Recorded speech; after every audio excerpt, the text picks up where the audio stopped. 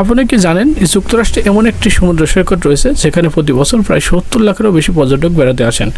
বিশাল বালুকবেলা, উষ্ণ সমুদ্রের ঢেউ, ঐতিহাসিক স্থাপনা এবং পরিবার বান্ধব পরিবেশ সব মিলিয়ে এটি আমেরিকার অন্যতম জনপ্রিয় উপকূল গন্তব্য। আজ চলুন ঘুরে আসি গ্যালভেস্টন ব্রিজ-এ। গ্যালভেস্টন ব্রিজ অবস্থিত টেক্সাসের উপকূলীয় শহর গ্যালভেস্টন-এ। এটি গালফ অফ মেক্সিকো এর তীরে অবস্থিত এবং হস্টন থেকে প্রায় ৮০ কিলোমিটার দক্ষিণ পূর্বে। তাই হিউস্টনবাসীদের জন্য এটি একটি জনপ্রিয় সপ্তাহান্তের ভ্রমণস্থল।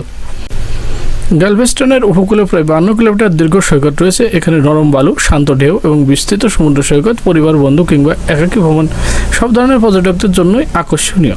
গরমের সময় মানুষ এখানে সাঁতার কাটে, রোদ পোহায়, বালুর দুর্গ তৈরি করে, বিচ ভলিবল খেলে এবং মাছ ধরার আনন্দ উপভোগ করে। অনেকে জেট স্কিং, কাইমিং এবং পালমিংয়ের মতো জলক্রিয়াতেও অংশ নেন।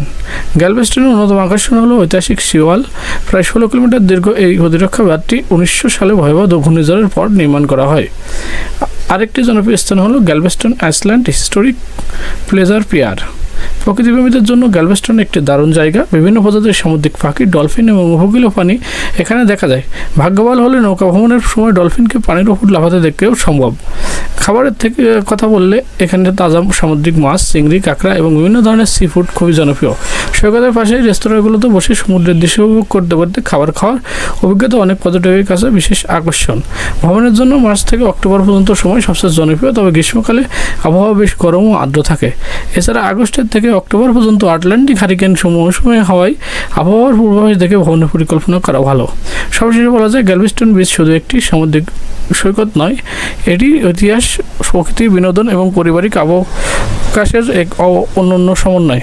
ভিডিওটি ভালো লাগলে লাইক, শেয়ার এবং সাবস্ক্রাইব করতে ভুলবেন না। আবার দেখা হবে বিশ্বের আরেকটি চমৎকার গন্তব্য নিয়ে। আল্লাহ হাফেজ।